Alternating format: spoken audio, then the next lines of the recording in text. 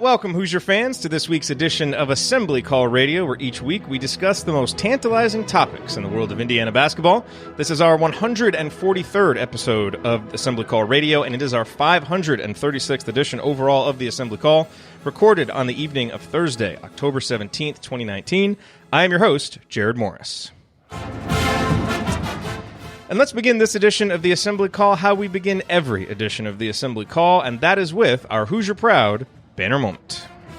And Indiana is the national champion. When it comes down, Indiana will be champion. Smart takes the shot. The Hoosiers have won the national championship.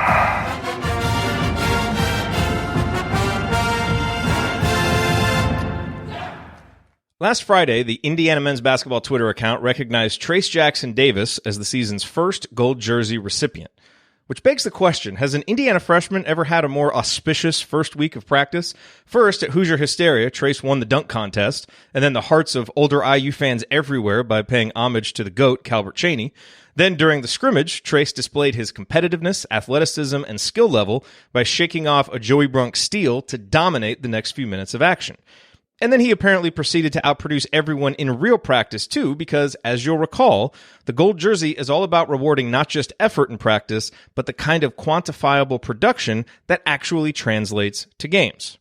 So, while no one wants to heap too many expectations on the McDonald's All-American and reigning Mr. Basketball, and Trayce surely is going to have his ups and downs once the games begin, if this first week is any indication, he may be ready from day one to be a major contributor for this all-important third season in Archie Miller's tenure.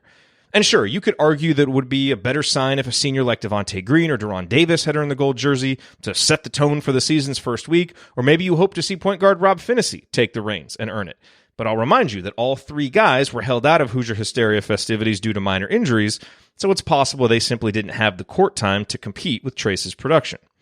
The reality is that regardless of who earned the first gold jersey, there would have been a way to spin it as a positive. It's what we do here with the banner moment.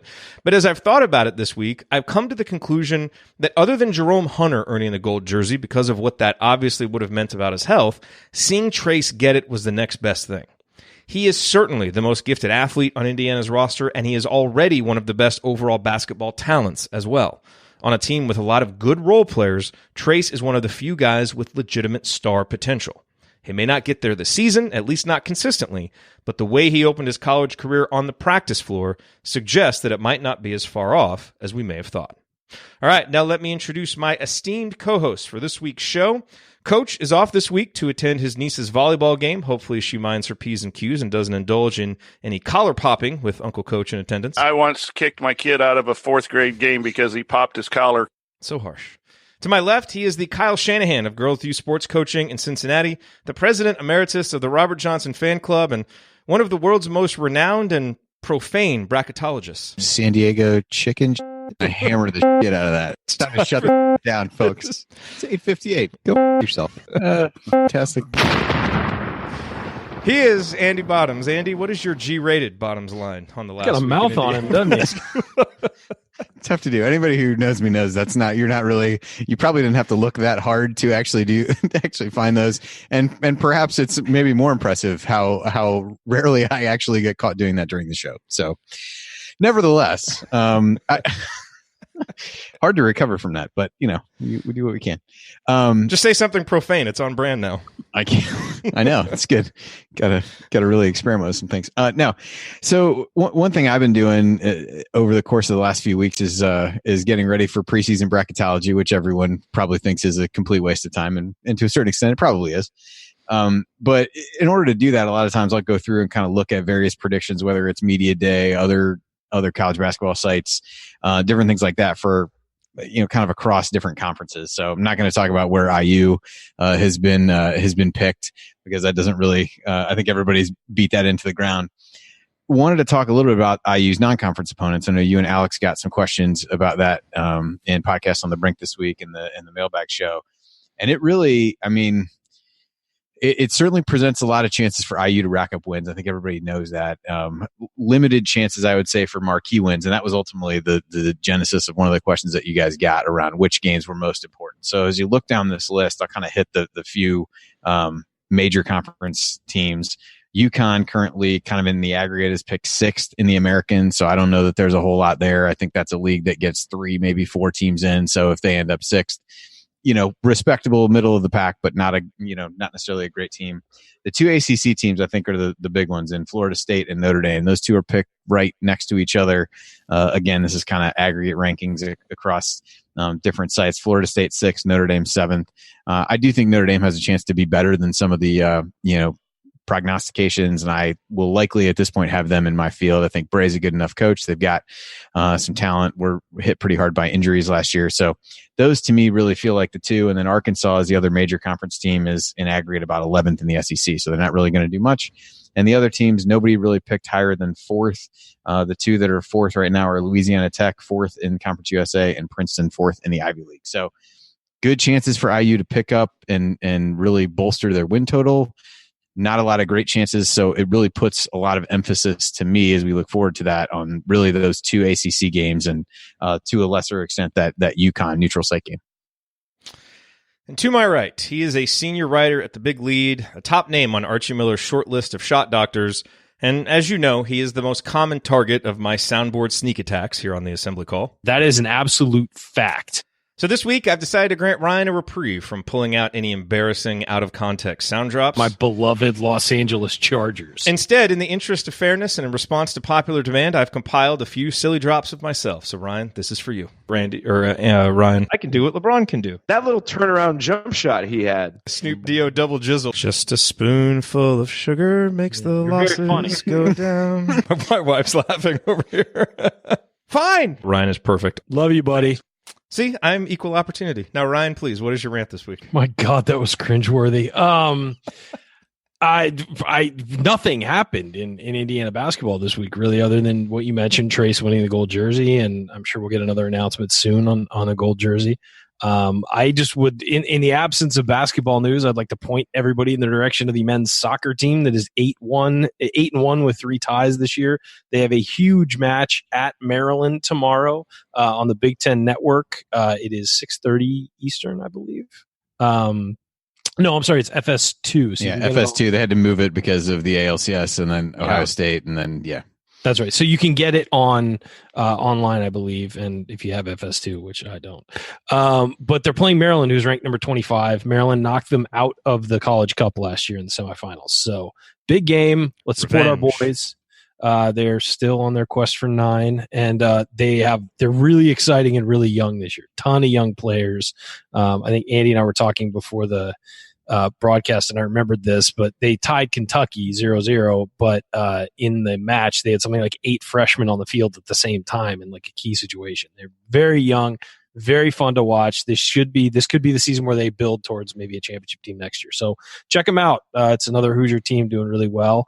Until we get some basketball to break down and discuss, it's always great supporting that soccer program. So that's my rant of the week. Also, I had a question. The ALCS had to be moved because of a rainout yesterday, right? So they just backed everything up one day.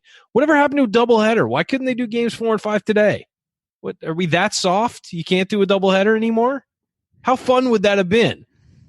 You get no money in broadcasting day games. I would guess that's all the advertising money. You're not wrong. You're right. Yeah. No, this is not necessarily a get off my lawn situation, but I'm sure that the money and all that had something to do with it to be able to spread that out over multiple days as opposed to just one. But how fun would that have been? Like back to back, like Greinke and then either Verlander and Cole pitching in the same day. I mean, come on. So yeah, my rant is I miss doubleheaders, man. Let's go back to having some doubleheaders. Those are fun. That's it. Yanking this back to Indiana sports, also on a quest for 9, but of a different sort, the football Hoosiers playing at Maryland. Hey, some people are on the 9-win Indiana bandwagon. I'm not. I don't think they'll get quite that far, but a big game for the football Hoosiers if they can go get a win on the road. So let's just drop Maryland like the Big Ten stepchildren that they are with a couple of wins this week. What do you say? I think this is really the swing part of the schedule as to what they can really do. So a win against them would be a good step in the right direction heading into the next couple games. Yep. All right. Well, this week we're going to run through a few Hoosier headlines. Then we will discuss our expectations for a talented but mercurial Hoosier who seems to be flying a bit under the radar this offseason. We're going to talk about him. And finally, we will answer your questions. All of that coming this week on Assembly Call Radio. Before we get to all that, let's talk real quick about tickets. You have a lot of options when it comes to where you get your sports tickets. And this isn't an industry that is known for its growth, innovation, and customer friendliness. But with millions of live event tickets and a price match guarantee, SeatGeek proves that there's a better way. They built the fastest way to find tickets so that you can stop searching for the perfect seat and instead start enjoying it. Just look at the App Store. SeatGeek has over 50,000 five-star reviews, and the reason is because they deliver a better process for buying tickets. SeatGeek pulls together millions of tickets from all over the web, and then they rate each deal on a scale of 1 to 10 with a color-coded system to show the value. Green dots mean good deals, red dots are overpriced, and then they display the tickets on an interactive seat map so you can see right where they are. And every purchase is fully guaranteed, so you can shop for tickets with confidence. I have the SeatGeek app on my phone.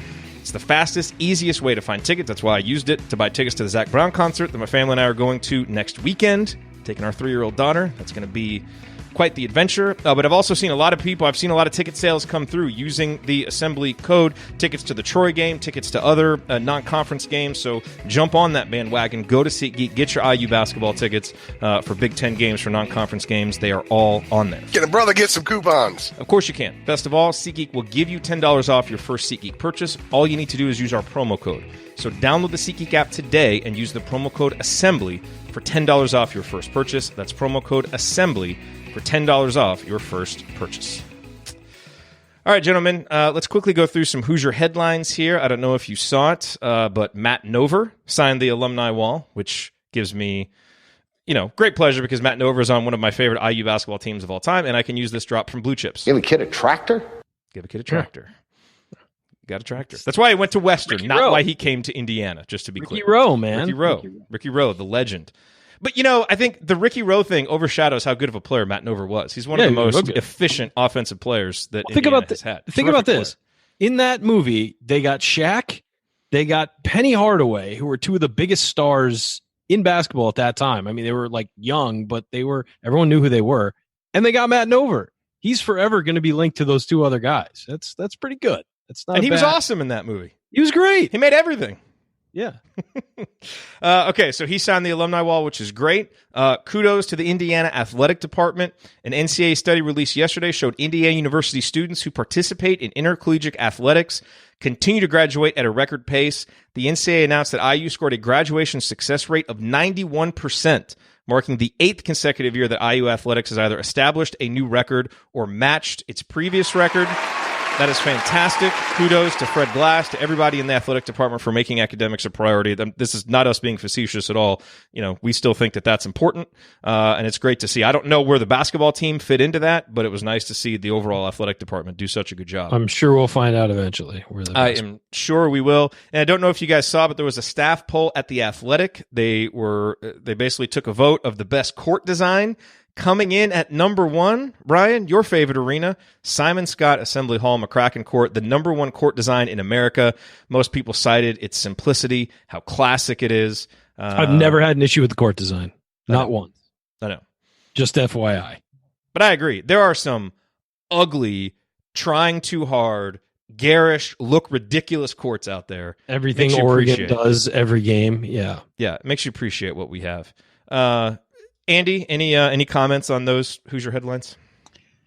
No, this is it feels very like this week. Yeah, it feels like this feels like a mid-July like scraping of the barrel to get headlines, and yet we're not that far off from actual games. So I guess it's good that there's nothing no drama or anything to talk about, but no, I thought the court design was good. I mean, it probably I think people continue to associate great value with the tradition and some of those things. I think the kind of simplistic court design is a part of that. So I don't know if it means anything to anybody but IU fans as a point of pride, but kind of at least cool to see that because some of these are just getting more and more insane. I think somebody was saying about whatever Memphis did to their new one is ridiculous. Gary Parrish had some good comparisons about that, I think, on one of the CBS podcasts. So fun story. I had a group of friends in college who in their the house they were renting would manufacture beer pong tables, and they would do whatever design you wanted on your beer pong table. And but then they had a few standard ones that, they knew how to do and they would just redo every time. And their most popular and the easiest to do was IU's court. So it was a beer pong table in the shape of IU's court. And that was their biggest seller. And you automatically shot better on that court. Of course you did. Of course. It was Indiana. Of course.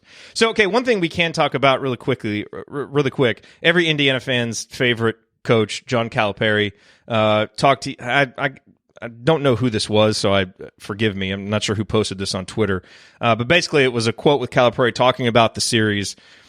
He said a lot of stuff about how close he and Archie are. Archie's grandma raised his mom, like all this stuff. Preamble to say he offered Indiana 2 games in Indianapolis. Indiana said no. So he said, well, I did my job, and we're not going to have the series. So essentially, Calipari holding firm that he is both afraid and unwilling to come to Assembly Hall, desperately wants to try and get some inroads into Indianapolis before Archie just owns it all, and doesn't want to play home and home, which I think is ridiculous. Like, I get that it was a crazy court storm last time. Like, I understand that. If you're that scared about another court storm, which I'll say that was a very unique set of circumstances that I don't think would happen again. It's a once-in-a-generation moment. But if you wanted to talk about some different security things for a court storm, fine. I have to think that everybody would be open to that. But it just seems like a ridiculous, lame excuse. Get the series going again. If you want to play it on campus and then 2 games in Indy and Louisville do a 4-year rotation, fine. I'd be all for that. But the whole thing is ridiculous. We need to play, and he's the one holding it up. So, Calipari. So you could have ranted about that. Yeah, I don't know. I know. Until we prepped, I didn't know that he had said anything about the series. I knew I had seen his comments about the draft and all that, but I hadn't seen that. But yeah, I mean, it's a typical Calipari BS. Hey, I tried. No, you didn't. You know what they want. They're willing to make concessions to you to get a game in Bloomington. I mean, it's silly. Yeah. I've actually come around on Calipari a little bit. Like, I think he does make some good points. Since he's won a national title, he's a different guy. He's a lot more relaxed and a lot less, I think he makes some good points on the big picture of college basketball and athlete welfare and all of that. But this was just disingenuous. Andy? Stupid, yeah. Andy, and I get it. You don't pile on? No, you guys are good. Well, I'll probably just say something profane, so I was just gonna say yeah, you really need to calm down. It'd be so warranted. Don't want to have to mark this explicit. No, I can't bleep it live, Andy. So careful. I know. What I would say is about that situation is he's trying to do what's best for his program, which is not ever have to play in Bloomington. I mean, let's be honest. That's what it is. It has nothing to do with the court storm. It has nothing to do. He doesn't want another situation where he's on national television getting beaten in Bloomington at a rival. That's what he doesn't want to happen. And he knows that even if he has a better team than Indiana, you can lose at Assembly Hall. Pull out the sad violin for John Calipari and the Kentucky Wildcats. He's not willing to take his team in there. Do what's best for college basketball and the fans, you coward. Exactly. Let's play some basketball. Good grief. Okay, you guys ready to go on to segment 2? I think it's time. Let's do it. All right, coming up, we are going to talk about a guy who was everyone's breakout pick last offseason, but who isn't getting nearly as much hype this offseason. It's understandable why that is the case, but is it misguided? Is it a little bit myopic? We're going to talk about that. Stick with us here on the Assembly Call.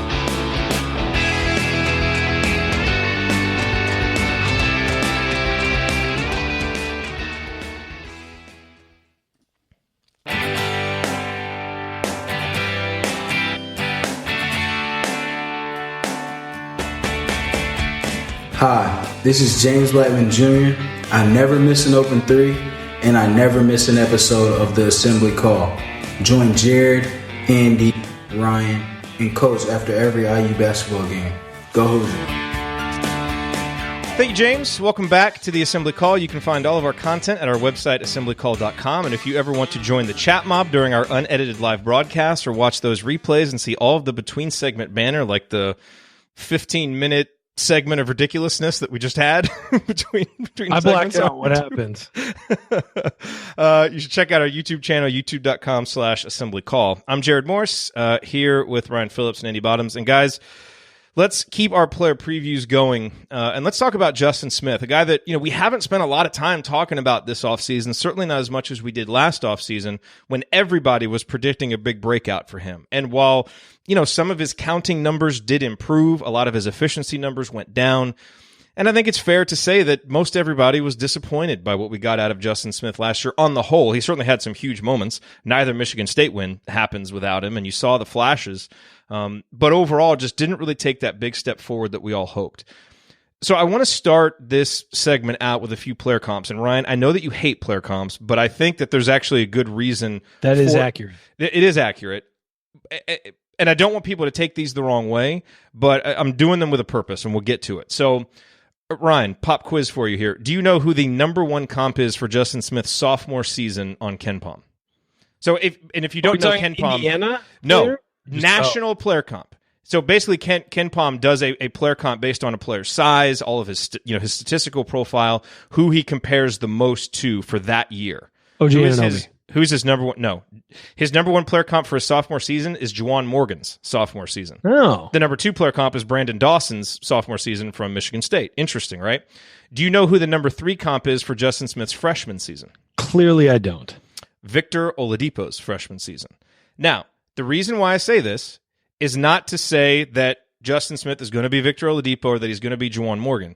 But Andy, what do both of those guys have in common in terms of the trajectory of their careers at Indiana?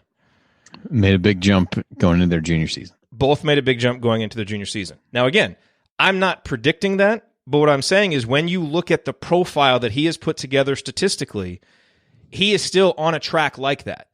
And it's easy to get down on Justin and to see a lot of the bad, but this was a guy who was highly recruited, was a productive player in high school, has shown flashes.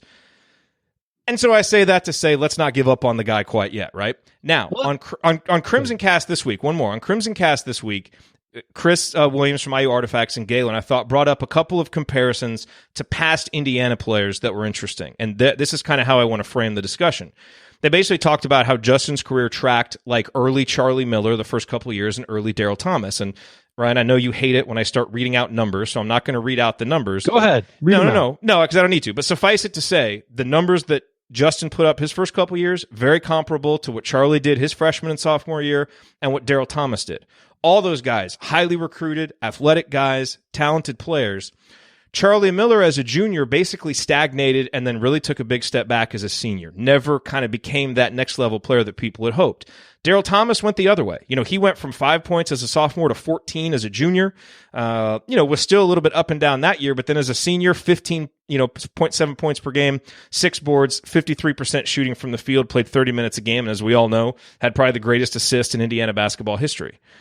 And so the question for Justin Smith now as we enter his junior season is which way is his career going to go? Is his career going to go like a Charlie Miller, where it feels like a lot of unfulfilled potential and he kind of stagnates and doesn't take that next step?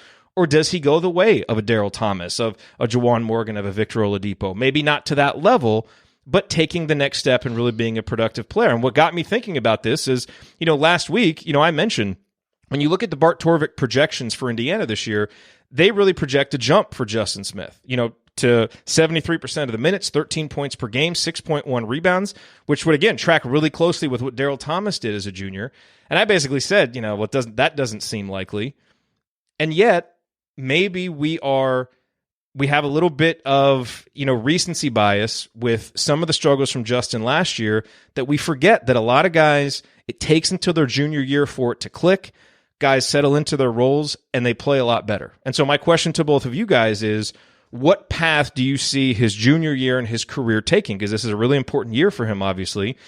Do you, see him going the Charlie Miller route? Do you see him going the other route? Andy, we'll start with you. Those are interesting comparisons. The Charlie Miller stuff, I didn't realize how much he fell off a cliff in his senior season. Those numbers are pretty staggering. Yeah. Regressed to even lower than what was his freshman year.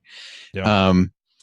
I think the challenge with Justin is trying to figure out positionally, what's going, where he really fits in that regard from a lineup standpoint. You kind of sit the Jerome Hunter piece aside if you think Justin is potentially a 3. I think he's, played the 4 pretty much exclusively a year ago. And most guys in that kind of, you'd call him a small ball 4 type guy, can really step out and shoot. And that was an area that he struggled with a lot, save for the Michigan State game at the end of the season. And I think those are the things that you kind of project and look at this year, that if you want to take the pessimistic side of things, like that's what it would be. Cause I'm not sure that this team, if Archie wants to play 2 big guys and Justin Smith becomes a 3rd guy, I don't know how, unless he really significantly shoots the ball better than a year ago, then you've got kind of 3 non-shooters on the floor, which seems like a really tough way to play basketball.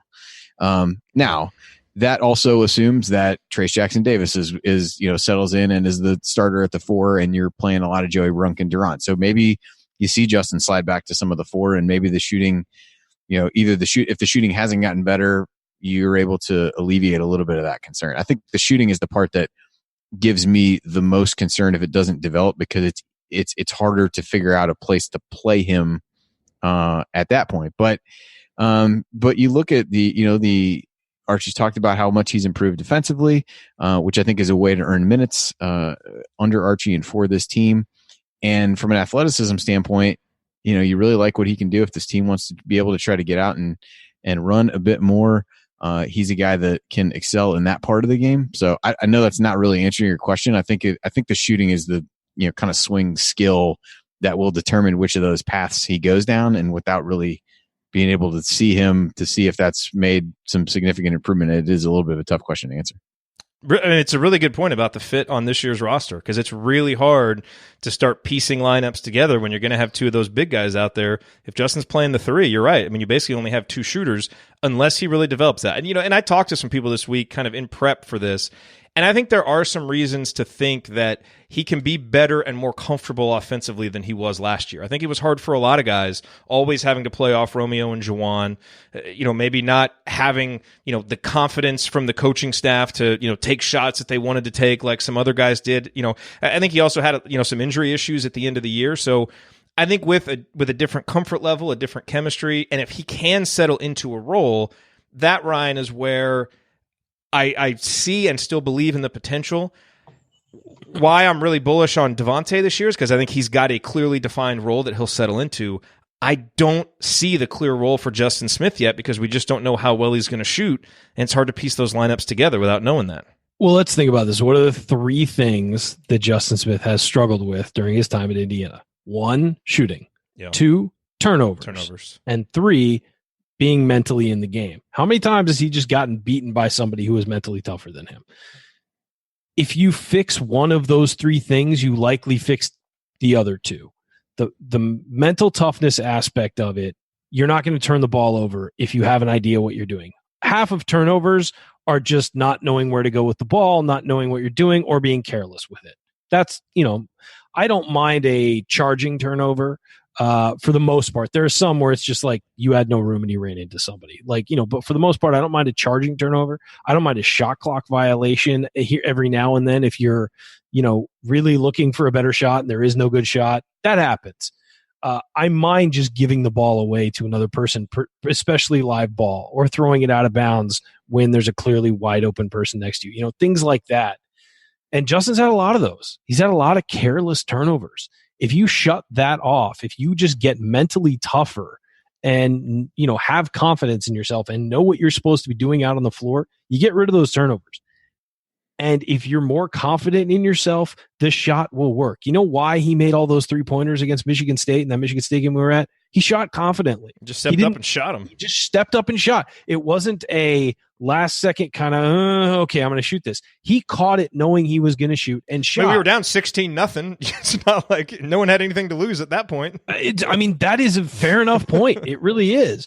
But you don't make 3 3-pointers against a really good defensive team unless you're confident in your shot. And so I think that if he can just shut off the mental mistakes and be focused and be intense and be, want the ball and want to go up and get rebounds and want to defend and want to look like he wants to be on the floor as opposed to just drifting through games, relying on his athleticism, that fixes a lot of what is wrong with his game.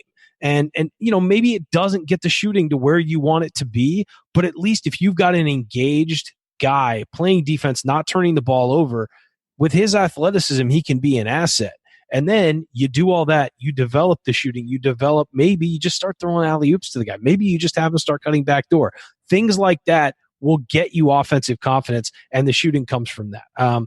I think that his shot last year was a little, he'd jump and then start his shot as opposed to making it all one motion. We talked about it endlessly, that he just kind of jumped, and then it was almost like, wait, fire, as he's starting to fall down on his jump. I mean, so there's a big hitch in it. His mechanics have been all over the place. It's that I think he's like tried to change some of his shot mechanics and done some of that stuff. He may just need to go back to what he's comfortable with. A shot should look like one fluid motion, not like two separate jump, shoot. It should all be one. But I mean, you got to remember that last year, here's a guy who went from, I'll just list it off: Iowa 6 points, Ohio State 8 points, then Minnesota 2, Purdue 2, Iowa. You only played 6 minutes and got 2, but then all of a sudden in a 2 overtime win against Wisconsin, 12 points, beat Michigan State 24, beat Illinois 15. It felt like something was building there, and then they played Rutgers and he played 22 minutes, but he only had 5 points. Played Ohio State, didn't have any in 15 minutes and missed 5 shots and 2 3-pointers. I mean, it just was, as soon as you started to see some progress, it was right back to the inconsistency. I want to see Justin succeed. I think he's so athletic. I think he'd be such a weapon for this team on both ends of the floor. You just want to start seeing that consistency and that mental toughness that we haven't seen from him consistently in his career. Yeah, and it's not a basketball IQ issue because he's a really smart guy. He's like a Renaissance player. Man. He's a smart person. It's just, like you said, it's the intensity and it's the kind of being locked in. And again, this is where... And it's transferring all that stuff that's going on to his head, in his head onto the court. I mean, there's a disconnect. And understanding what his role is and what... It reminds me of really smart coaches or really smart basketball guys who can't get their team to play up to the level of what they're telling them. There's a disconnect in taking it from your brain to getting the team to play that way. And there's that is how you're a champion. I'm not even referring to him, but go ahead. But no, I mean, there's a lot of really intelligent, like, it's the reason why there are so many good basketball TV analysts who used to be coaches and are now only analysts, because they're really smart with basketball. They just don't know how to get that out of other people. And that's fine. That's just a skill that some people have and some people don't. It doesn't make them any less smart about basketball. So it's the same. It reminds me of that same thing as Justin has all of this inside him, all of this ability and skill and everything. It's about getting it out and putting it on the floor, which he hasn't done consistently. And all of this to say, this is why don't write this guy off yet. There is a lot of talent. There's a lot of ability there if he can find that fit. And we spend a whole lot of time talking about his offense, and rightfully so. I mean, he's got to find that fit offensively. But let's remember, this guy can be an outstanding defensive player. And, now that his third year in the pack line, he can be, when he's locked in, he's a really good help defender. He's versatile. He can take on, the challenges of guarding another team's, really good wing player. So that part of it, if he stays locked in on the defensive end of the floor, Archie is going to want to keep him out there because he's going to be one of the best defensive players, and that is so important to Archie. So it's, it's just, and I think at times, Andy, agree or disagree with this, but I think at times his offensive struggles really, and we saw this with Devontae too, I think, really seeped into the other end of the floor, where it's like when he was struggling offensively, he also seemed to not quite be the same guy on defense, not quite be the same guy crashing the glass, and for him, all of those things are so important, because if you're not going to be a shooter, you've got to be able to create offense with energy, either in transition, offensive rebounds, cutting. And so he can't let that just diminish his energy on that end and on the defensive end, because he loses what makes him special. Can make him special. Yeah, I think defense and rebounding become really important. I mean, his offensive rebounding numbers, as a from a rate standpoint, have been good over his first couple of seasons. I mean, in conference only games, he ranked 17th in offensive rebounding percentage. That was even last year. So I feel like we've said this a lot of what a guy can a guy understand what he's doing when he's playing well, and kind of why that's translating. And I think if Justin's able to come out, I think it's kind of hitting the reset button on expectations, but not throwing him away, as I think some people are inclined to do. And maybe what I said before about his shooting struggles maybe made it sound like that's what I was doing. But I think it's if I think about heading into last season, we were like, this guy's definitely going to average in double figures, and how high can he go? He played so well at the end of the prior season, and all those kinds of things. And maybe that guy's still in there that can do that, but maybe to reset expectations for him for this year as to be, hey, here's a guy who needs to go out and grab 5 rebounds a game, maybe score you 6 to 7, 6, 7, 8 points, some of those on putbacks, whatever, and be a really good defender when he's out there, and for maybe less time than you would think he would play. Maybe he's a 20-minute a game guy. I don't know I don't know how all that shakes out, but if you get a good 20 minutes out of a guy like him, it really helps the team. And I think maybe it's resetting those, and if he exceeds that, then you're pleasantly surprised. And I don't think anybody would sit here and, having watched the high points of his career, through 2 years, and say exceeding those expectations is something he cannot do. But I also think it's one where, maybe it was, too much too fast from a fan perspective to say, hey, this guy's going to be able to take this step. But I think what Ryan said, just in terms of the, kind of focus, and for however many minutes he's in there, even if his minutes get scaled back, I think he can still be a positive contributor. And if he shows up and has really improved his shooting ability, then I think that unlocks a whole bunch of other things for this team in terms of lineups, and for him in terms of playing time. And his versatility from a defensive perspective is something that you would be really happy to have. So, for me, it's a little bit of, taking a step back and saying, all right, now we have the first year was one piece of the puzzle. The second year is another. Based on what we know about this guy now, what are realistic expectations now? And I don't know, maybe realistic expectations are a lot different than they were heading into season 3 than season 2. But I in some ways, I struggle to think that this team exceeds expectations without some consistent contribution from him. Yeah, and the other variable here is, the relationship with the coach. How much is he on the same page with his coach? And I think back to last offseason, and Archie made a really interesting comment about, how having gotten to know Justin through his first season, realizing what a smart player he is, what a cerebral player he is. I remember him talking about that and how it was going to help him be able to coach him a little bit better. And I think it didn't, look, that team, almost nothing looked on the same page at times last season, but you never really felt, especially with Archie and with Justin Smith, that they really got on the same page. I think you felt the same way with Devontae until the end of the season. And now in the offseason, you've heard Archie talk a lot about Devontae, and it feels like he really believes in him. And that feels like a player and a coach relationship that are really on the same page. In the extremely limited view that we get, I haven't gotten any sense of that this offseason. Like, there haven't been a lot of quotes or anything like that. And that may mean absolutely nothing, but I do think it's important. I think when you have a high IQ, think it through, cerebral player like that, that kind of guy is going to need to be on the same page with his coach, understand the why behind the schemes and all of those things to really buy in. And so maybe there's something there that can be unlocked in a third season, and with those guys seeing more eye to eye. I don't know. Those are some of the things that we can never really know. It always ends up kind of being speculation, but we've talked a lot about that with Devontae, so I think it's at least fair to talk about with Justin, that I think that would be important. And Ryan, maybe that's the kind of thing that is another variable there that can help do the things that you talked about with unlocking that mental side of the game for him.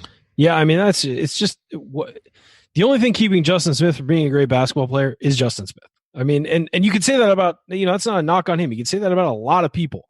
But he certainly has every tool that you'd want to succeed. And he just has to get there. And whether it's having an offseason like Al Durham, never leaving the gym kind of thing, or if it's just, maybe meditating before a game and getting all the voices out of his head. I don't know. I'm not even joking there. I'm being serious. There's got to be something that he can do, because it's certainly sad to see a guy who has, every skill you could possibly want and every athletic advantage you could possibly want, and had to see him struggle, especially because, IU could use a guy like that, and could have used a guy like that last year, could have used a guy like that his freshman year.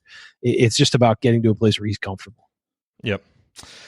Okay, coming up here in our third and final segment, we're going to answer your questions, including one about how much we expect Indiana's defense to improve this season, and another about which IU road game would make for the best road trip. Stick with us here on the Assembly Call. Talk about all that next.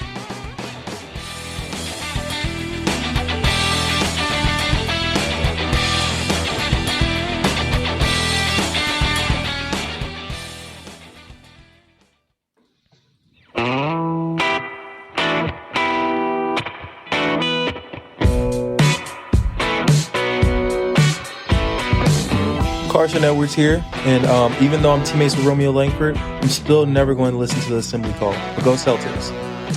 Thank you, Carson. Welcome back to the Assembly Call. I'm Jared Norris here with Ryan Phillips. Alan Fiverson. By the way, I think Carson Edwards just made another 3. So go on about your business. Remember that you need to be subscribed to our email newsletter. We send out a weekly IU news roundup, even during the offseason. And after every game, we send out a detailed post-game analysis.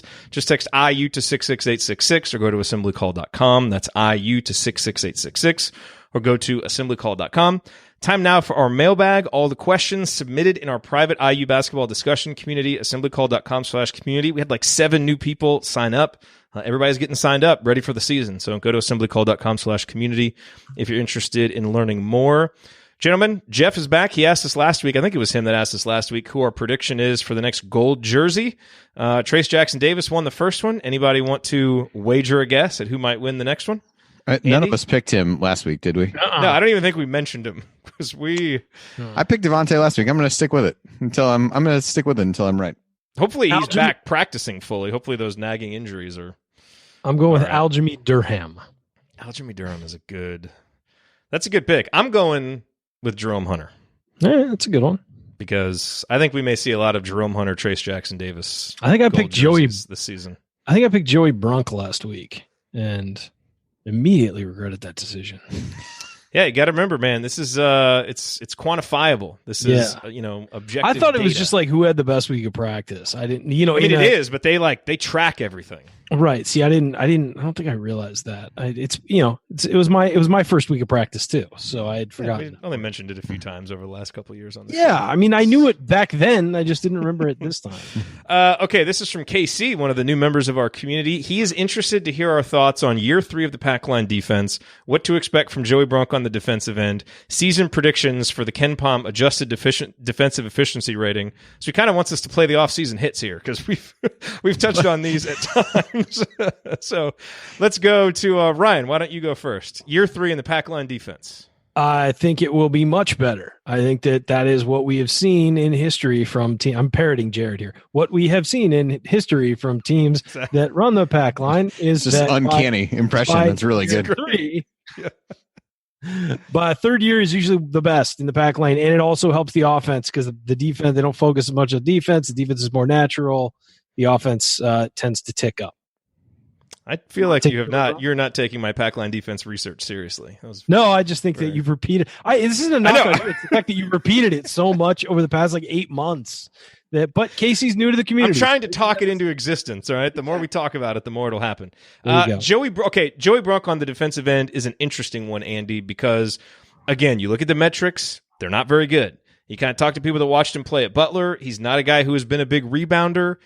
I am interested to see, with more physical development, some more maturity, maybe being more comfortable in his role at Indiana, how he is defensively. But I will say my expectations are low. What do you think? For him defensively? Defensively, yes. Yeah, offensively, he's got a ton of skills.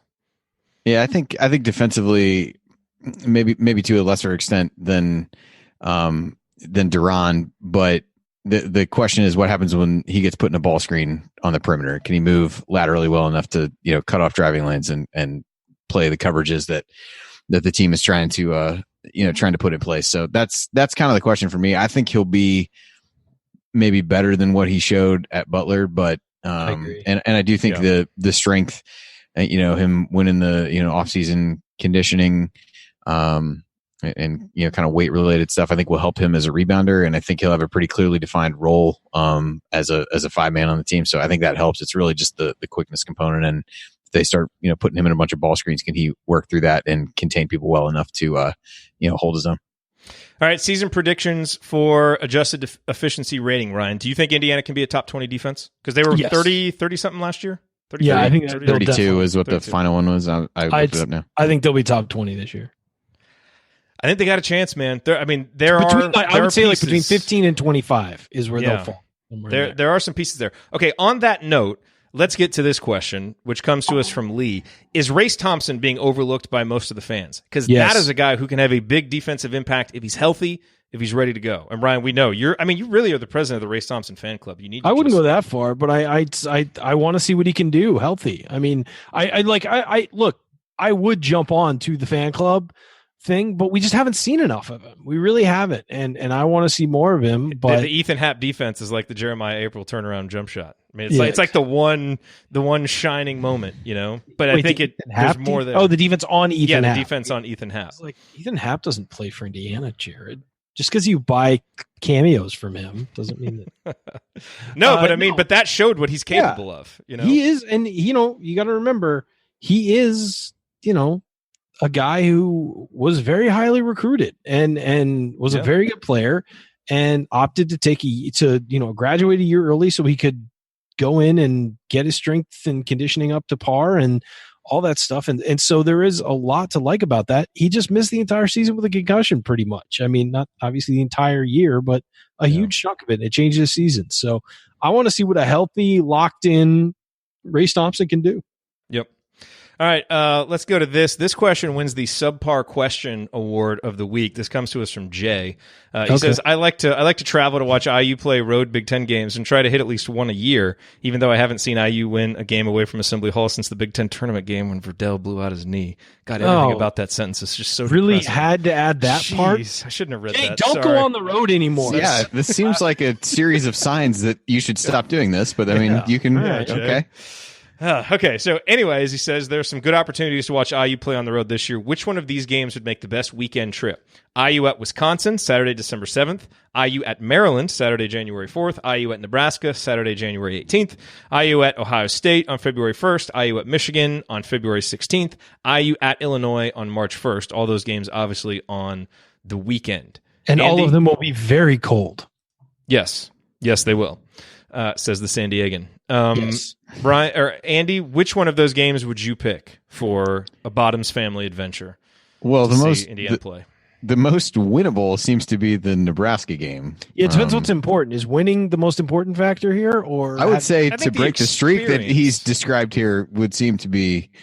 I have heard good things about Nebraska's facility. I think for an actual weekend game environment, it's a fun little town. I spent a weekend there once. There's some stuff to do. Okay. Wow. Okay. I haven't been there. I have no real opinion on it. You're fine. I'm willing to take your word. I'm willing to take your word for it. You have a chance to drive through Nebraska? Skip it. I went with somebody fun. Let's just put it that way. So maybe the company was better than the city. Yeah, I don't know. Michigan would be an interesting one, I think, potentially, because I don't know what that team's going to be, but it might be along the lines of cool city to go to, potentially winnable game. I don't know. I don't have a great thought. The idea of going to the Kohl Center in December sounds terrible, though. So I would probably pass on that. No, Jay is due the law of averages, and you've got to be there when we break the streak against Wisconsin. Go to the Kohl Center. Here's the thing about Wisconsin too. If you're looking for the best weekend experience, Madison is the town in the Big Ten other than Bloomington that everybody loves. So if you're looking for a good weekend, Madison might be the town to go to. Madison is a cool town. Yeah, I haven't been. It's funny. I lived in Milwaukee. I never went to Madison. It was too cold to drive anywhere. Just getting the tires rolling is its own thing. My alcohol consumption since moving away from Milwaukee has dropped precipitously, dramatically. But yeah, I would say Michigan. And if you're worried about winning the game, Nebraska. Or if you want the best possible weekend, like you want to have fun, I think Madison is supposed to be one of the better college towns in America. Yeah. I'm voting for that Wisconsin game. I say let's be bold. Let's go up there and break that streak. Because if they lose, it's tired of losing to Wisconsin. And if they do fall short, you can say it's early in the season, they'll bounce back, blah, blah. You don't feel as bad about it. If they lose to Illinois on March 1st, you're going to be struggling on the way home. And you don't have to feel bad about your streak continuing because we've lost to Wisconsin every year or at Wisconsin every year since who knows how long. I don't even want to know how long that's been. Really quick, Andy, we got about 20 seconds left from Brandon. What's more likely, Indiana football wins 6 games or Indiana basketball starts 8-0? Oh boy, this would require me to have the schedule, which is pretty. What's the opener? Western Illinois? Yeah. I'm going to say IU. I'm going to say IU. The 7 games in November are the easy ones, and then the Florida State game. is the first November one. I'll say football getting 6 wins. Okay. That's it. We're done. No more questions. All right, that's going to do it for us on this week's episode of the Assembly Call. If you want to see us do the show live, join us at assemblycall.com on Thursday nights for the live broadcast of our Assembly Call radio recording. And don't forget to go to assemblycall.com or text IU to 66866 to join our free email newsletter. Special thanks to Bob Thompson for producing a lot of the music that you hear on the show. And thank you for listening. We will be back to talk IU basketball again with you next Thursday night. Until then, take it from me, Christian Wofford. Keep your elbows in and your eyes on the rim. Go Hoosiers. Go Hoosiers.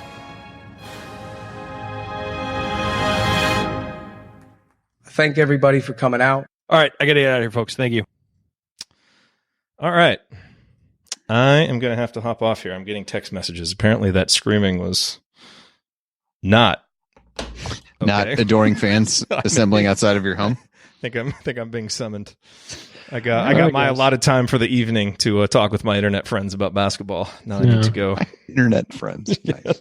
We did take like a half hour to talk about John Calipari. So, well, we did have to get the obligatory injury update from Ryan. I mean, that was we did.